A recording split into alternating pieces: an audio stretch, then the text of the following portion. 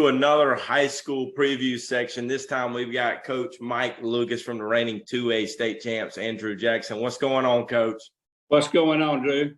Doing pretty good, man. Just living life, trying to catch up, get ready for baseball season here as it revamps up. So with that, I'm gonna turn it over to Sammy to kind of talk to you about your upcoming 2023 volunteers. Okay, thank you. Coach, how are we doing today? You doing all right? Doing good, Sam. Doing good. It's always good to talk to you. No doubt. It's always good when you're on the other end of the line. So have a good conversation. But before we really kind of get into this upcoming season, I want to kind of touch back on the season you had last year. Obviously, a very special year. From start to finish, right? Yeah. And obviously it wasn't. It's never as easy as you make it look, and kind of watching you guys along the way. If you're on the outside looking in, you go, man, those guys just kind of rolled through the season. But kind of touch back on the year overall, and obviously finished out on a high note. But also maybe some of the guys that you lost. Obviously, you got the one big horse on the mound that is up in college now. But kind of just touch base and give us a little recap on last year's season. Well, last year, I'll take you back 2 years ago when we actually had the 5-run lead in the third game of the state championship for Legion Collegiate. And they were in our region, so they were in the upper state and we were in the lower state. So we met and, we beat them one game at home. I think it was 1-0. They beat us. We lost on the road. And then we played the third game in a neutral field, and we had a 5-run lead with 6 outs to go and ended up getting beat. They were just a better team that day. And but my players from that point, I never had to say too much to them going into last year. They were extremely focused on what they wanted to accomplish. They knew what they wanted. And they just every day, from the time we started in scrimmages, we won the Comporium preseason invitational that we host with Buford. Then we got a loss the first week on our roster by Dreer. Dreer had a good ball team, and I think they had a pitcher. I'm not sure of his name that went to Winthrop. Yes. And I think he pitched 7 innings against us. We threw 4 arms, and he was sensational. And so they beat us, and then from then on, we just settled in. And just the team just played remarkable. We had great pitching. We had Percival, he had 146 strikeouts last year with 16 walks. So, and Ashton Phillips, he's at Spartanburg Methodist now. Somebody said he was at 94 this fall. They touched 94. I saw that. So, and then my leadoff hitter is Spartanburg Methodist, who played football. He hit 420 something this fall, hit 3 home runs and never hit one out for us, even in practice. So he's gotten the weight room, gained 20 pounds, looks good. He run a 6.5 60. So these are 3 players that'll be missed. My leadoff hitter, my number 3 hitter, and my number 5 hitter, which was Percival. But we had good players last year. We won. I knew we were special when we won the Southeastern Baseball Classic in Hartsville. We beat Hartsville that opening night, and then we beat the Georgia Premier Red team, and then we won. We beat DeMatha High School out of Maryland for the championship. So I knew we were special, and we also had to have other pitchers to step up to do that. But we had a good team all the way down. We hit the ball well. We worked real hard on our hitting approach, and we changed that the last couple of years, and it's proved effective. And a lot of high school coaches have took what I said and started doing it, and it's proved to be effective for them. But our 6 through 9 in the order is everybody. It's special, Sam, and you've been on those teams where the players get along so good. That's the intangible. They really liked each other. They hung out with each other off the field. They did things together. And we had great team players, even the ones that were not starters, that understood the role. And then we hit the playoffs. We had fairly stiff competition in there. And in grade collegiate, they beat us at their place. And but they were focused throughout the whole process, and they never got excited. I mean, you know what I'm saying? They never really got nervous. They were focused, and they were really into it. So very special group. Yeah, why are you watching you guys play a few times last year and just watching those guys play together and watch them?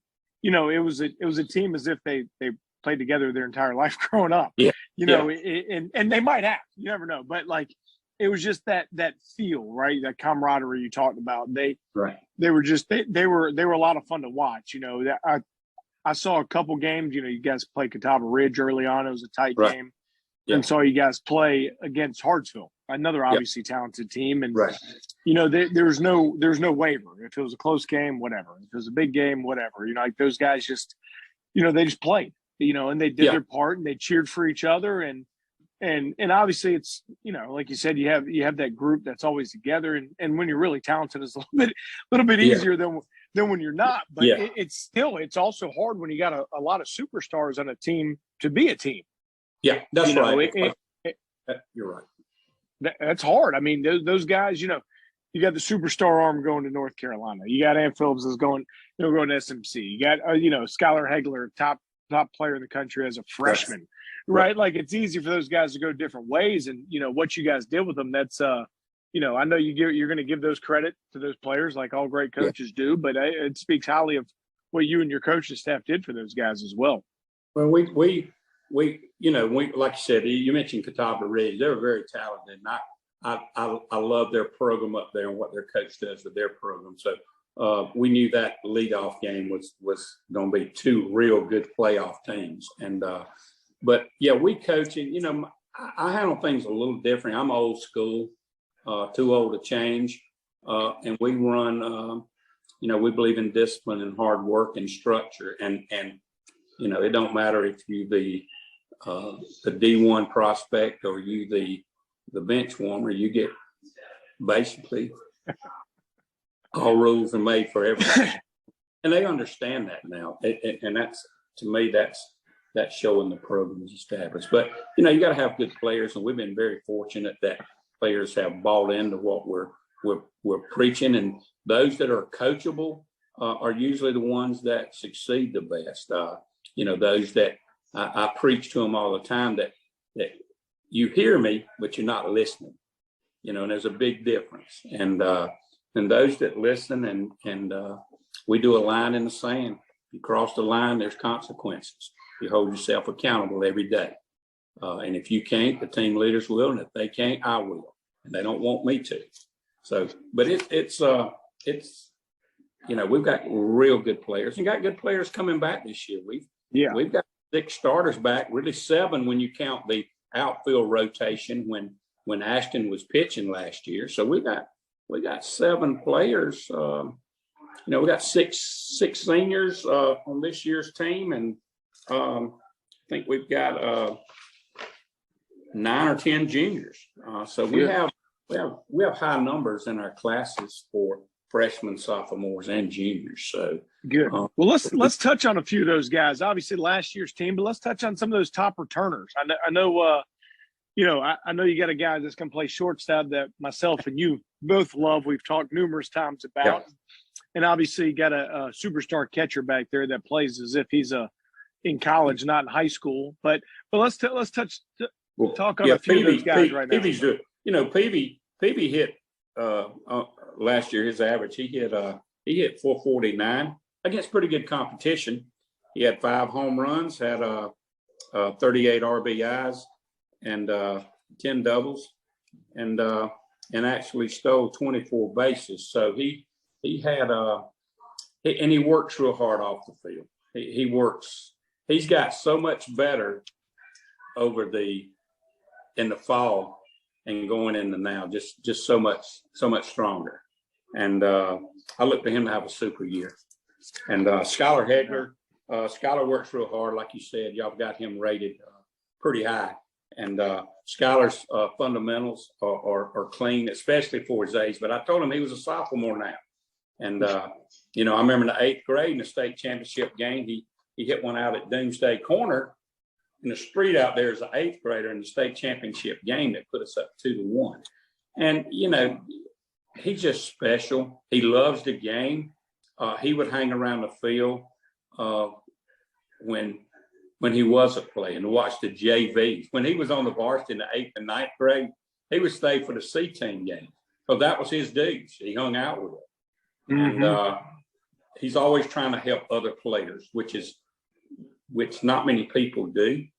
And he helps them. And a lot of good said about him. Him and Peavy both are, but they're not the only ones. We've got other players on there that are, you know, the Fuller Sims he's our first baseman. He's a senior. I think they had him at 87. He hadn't gone, you know, he was in the North-South football game. Mm-hmm. He's a 6'2", 200-pounder. Hopefully we're going to get him throwing some this year. But he hit 378 last year, or 372. So he had a good year also. And, you know, they've been, you know, pretty good. We've got our, do you want to hear about the arms? Exactly what do you want? Oh, yeah. Yeah. Any of those returners that you kind of, that you're going to be relying on. I know you're talking about having 6 or 7 guys back, but just some guys that really stand out, those guys coming back. Well, John Mark Sowell didn't get a lot of work, but Skylar got hurt last year at the end of the year. I think he tweaked his knee. And so we sit him out, had to send him out a round of the playoffs. And John Mark Sowell, who's a junior, a real fast. One thing we do have this year is tremendous team speed.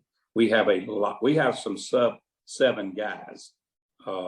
Matter of fact, I timed the Fuller Sims guy the other day, and he run a 7 flat. And we had a couple of Peavy was under. And this on the track. Okay, this was not on our turf, but Peavy and Hammond ran. We had one that's faster than Peavy, and he's a starting outfielder back. And just to go over this with you, that John Mark Sowell, he's a backup catcher, but he'll also be in the outfield. Brady Williams will be on the mound. He'll be at third base. He's returning at third base. Brady Jackson, second baseman. He's a senior. He's returning. Hammond Wren, who I mentioned, he's an outfielder. We got real good speed in the outfield. We probably have, a lot of speed. Banks Helms, his brother Bryce, is the one at Spartanburg Methodist. He's a junior this year. He'll be in the outfield, starting again. He started last year. You know, Lucas Dees is going to get some time at second base in the outfield. So we got our first baseman back. We got our second baseman back, our shortstop, our third baseman. And then we got some good outfielders back and our catcher back. So now pitching wise, we lost, like I said, you don't replace a Kyle Person. No, not at all. I don't care if you 5A, whatever A's you want to put on it. They come along. And, you know, every coach, and I'm biased, but if I had to pick a player last year that in the state that I wanted on the mound for me in a game, it would have been him because I know what he brought to the mound. But we've got 2 young men that were our 3 and 4s last year. Both of them pitched in the state championship. Both of them won games at the Southeastern Baseball Classic, but nobody knows about them because of Percival and because of Phillips.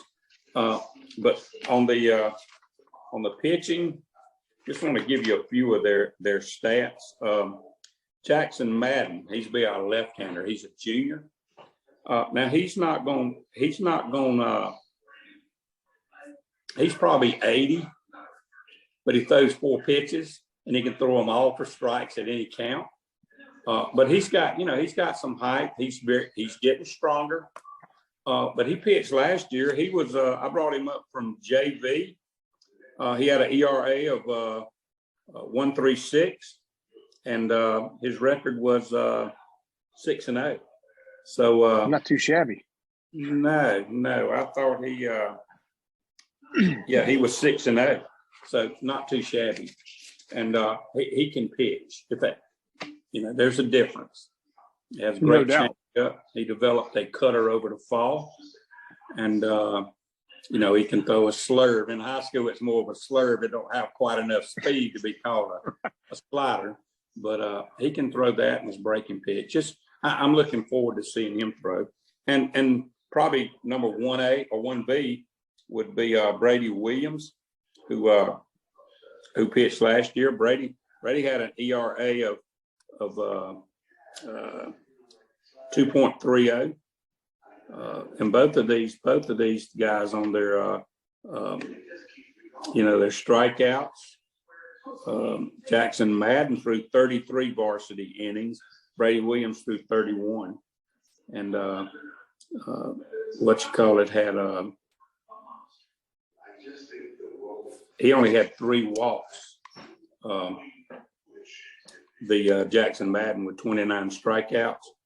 And Brady Williams had, of course, 36, and he had 36 strikeouts, and he had a little more walks. He had 18 walks, but both of those are they'll be our starters this year. And then Peavy could see some mound time because he hit 87 last year. And then the Fuller Sims, both of those could see relief work. And we've got a young sophomore who will be the heir apparent to Peavy. He'll probably get some reps on the mound. He can pitch also. His name is Lawson Polson. And we're just going to kind of fill in the blanks with young players that nobody really don't know a lot about, and it's they'll be a fun team. They still get along tremendously, and they're hungry. They don't think people really respect them a lot this year. And, I told them, you don't win state championships, only come along every once in a while. And, but they have goals, and we as a team have goals. So we'll see where that takes us. Well, how it is. You lose your big horse. Everybody goes, oh, Percival's out of there. We got a chance. We can beat them now. We're this, that. But you guys, y'all got something special in the water up there. You just keep growing players up there. So next guy up, come in there. I mean, it's not many. I don't care where you're at. Like you're talking about 1A, 2A, 3 or 4 or 5A, wherever you're at. I mean, it's hard to have that many commitments on a high school baseball team. I mean, it is. Whether it's, got guys going to the ACC, SEC, high level Division II programs, whatever it is, it's just hard. You guys keep producing those players, and I, like you said, they play the right way, they do things the right way. You would have never, you never know you had superstars running around on the field. You think you just got a bunch of Johnny ball players. They do it the right way. And I appreciate that. That means a lot coming from you and y'all's organization. And y'all do a good job, by the way. PBR has really grown in this state tremendously over the last couple of years, and that's a credit to you and your staff. We're going to continue to work hard, and we're going to try to get the most out of them. We got good young players in our program, and Percival came. They were at the field the other day. They come by, and Percival had all his hair cut off. And he said, Coach, you got haircut policy here. He said, they do it in North Carolina too. So, and I said, I'm not the only one that kind of, it's about us as a team there. I try not to get too much in the individual stuff. There's enough of that. So. No doubt about it. Well, so but obviously competition's going to be tough this year too in the state. You got some good teams in the state. Some of them moved down to 2A. Our region should be competitive this year, and as it always is, we have good teams in our region, and we just kind of have to take it game by game and see where we end up at. No doubt, and that was kind of going to lead to my next question, just kind of the high school baseball in general in the state. How it. Obviously, we're trying to get out as much as we can and tell people how great the state is, this and that. And obviously people just think we're homers because we're here, but kind of give me your take, obviously being a high school baseball coach, how it's grown in the state, the talent level from when you started to where it's at now. But you're talking about even the, 2A baseball right now, you're going to look at, there's some teams in 2A baseball that can match up with 5A baseball. There's some teams that can match up with 4A. It don't matter where it is, but just Right. kind of talk about the general overview of high school baseball in the state. I think high school baseball in this state is always strong. It's been strong over the past years, and it seems like it's getting more deep because kids now are playing all the time. They're getting instruction. They're playing in the summer leagues, fall leagues. So the talent pools, 10 years ago, you didn't have this. Sure, 15 years ago, you had very few. Travel ball wasn't like it was now. And when you say travel ball, you didn't have as many showcase teams as you do now, or events they could go to. But statewide, this state don't have near the high schools that other states have. They probably got more high schools in the Atlanta area than they do in the state of South Carolina. And North Carolina's probably got twice as many high schools. So when you're talking about the number of high schools in the state, we have tremendous talent in the state. And I always tell people it comes from that support at home too when they're young. The effort that the parents put in providing them with proper instruction, because that's where it starts. You as a parent got to make sure that they get the right fundamentals at the earliest possible age, because changing it when they get older, they have to put in a tremendous amount of work to get to that. But we at ours, we work, extremely hard to change things. We're big believers in, you got to be short to the baseball, and it's all about timing, and pitching. It's all about strikes and moving it around. In high school, you don't have to have a 90-mile-an-hour fastball. 82, 83 is good in high school, and 80 to 83, and being able to spot up 2. And of course, if you got 3 pitches, that's wonderful. But high school baseball is wonderful. It's a great, high school baseball is wonderful. I just put it like that. No doubt. I obviously the past couple of years before last year, obviously with all the COVID stuff, people couldn't go out. When I was still in the coaching side, you couldn't go out. Going out to high school games last spring was awesome from that standpoint, right? You get the community feel, you get the feel of everything, and right, and you remember the greatness of however many years ago, way too long ago when I was in high school. But it's so neat, the support that comes from the community.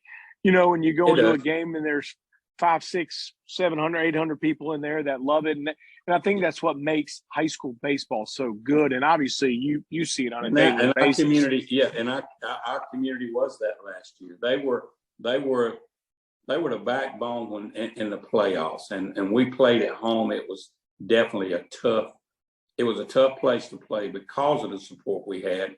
And you said 700, 800 people. They were more than that there at Francis Marion when we played the third game this past year. And it was a great environment with great support, and we'll always be appreciative of that. But high school baseball, what isn't there to love about it? What isn't there to love about it? It's great. And we got great high school coaches in this state also that really care about their players.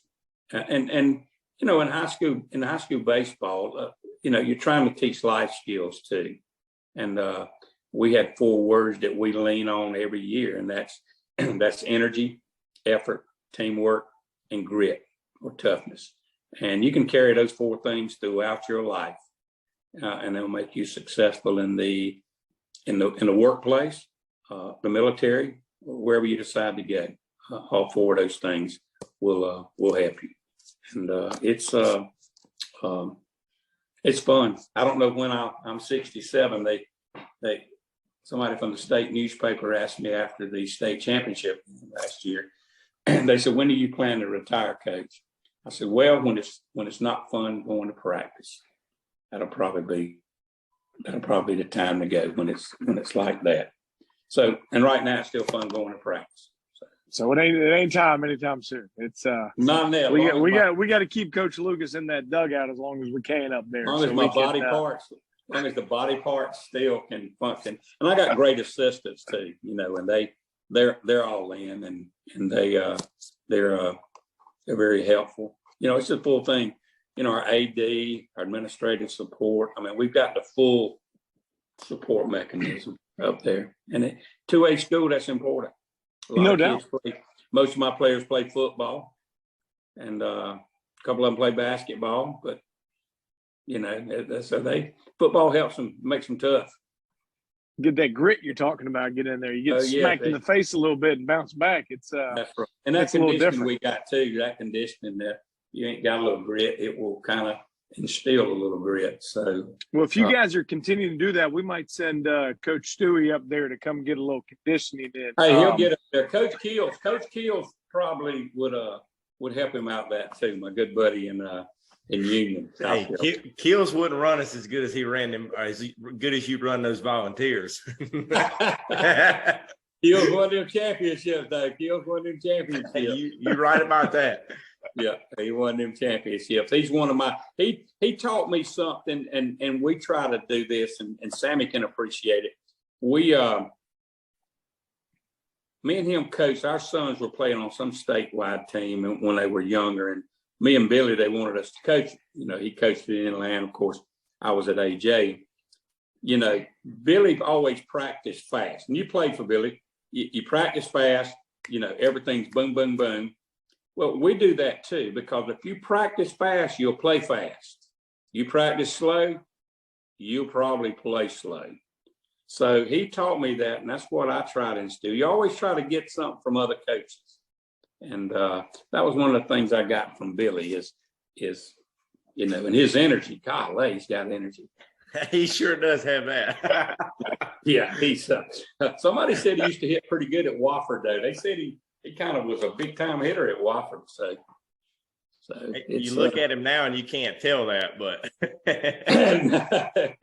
no, he's a good fella, though. He's a good fella. But Sammy, y'all do a great job with your your whole program and everything. I appreciate that. Makes it fun to have coaches like yourself around the state and us get out there and watch these great players. So it makes it. Well, you got to be able, they got to be able. And I tell players it's important that they be seen in the state outside of high school, because we're way off the interstate. When you're way off the interstate, sometimes you don't get that college visit. They're busy, okay, and I get it. We're a 2A school. I said, but to be noticed, you're either gonna have to take advantage of showcases that, like your organizations offer, that creates a pool of scouts or whatever that could look at you.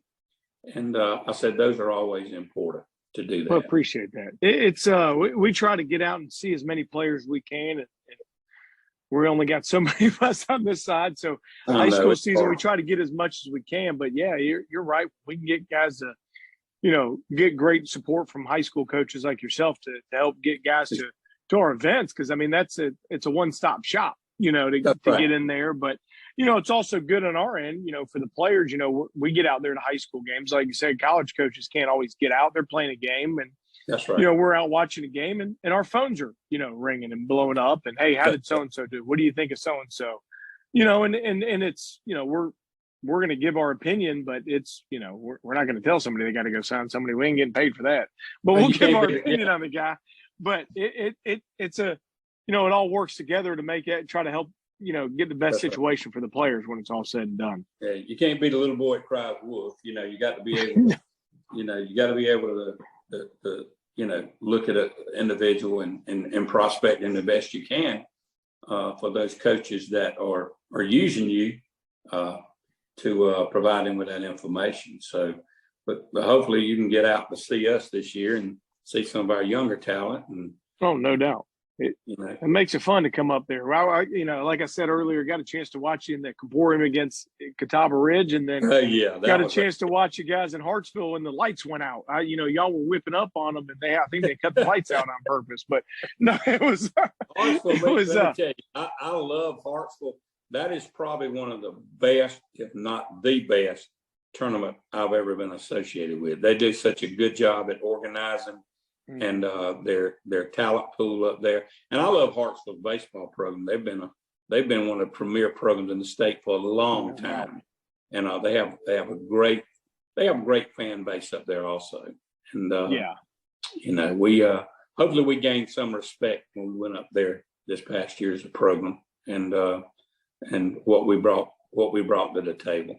Might not have the talent every year, but we try to bring the same formula every year. 100%. Well, now you get that bullseye on your back leading into this year, so it'll be it'll be fun to watch. Now you're going up there and you go, oh, let's see who's coming after it this year. But it'll be fun to come up there and watch you guys. And Coach, I definitely appreciate you hopping on here tonight and coming on here. So we appreciate all you do for the state, and I know you do a great job supporting PBR. So we appreciate everything you do, and we're looking forward to come watching you this spring. Okay, and we thank y'all for y'all's support also. Okay, and everything. Thank you, Drew. Yes, sir. Anytime. Y'all be good. All right. Thanks, Coach. All right.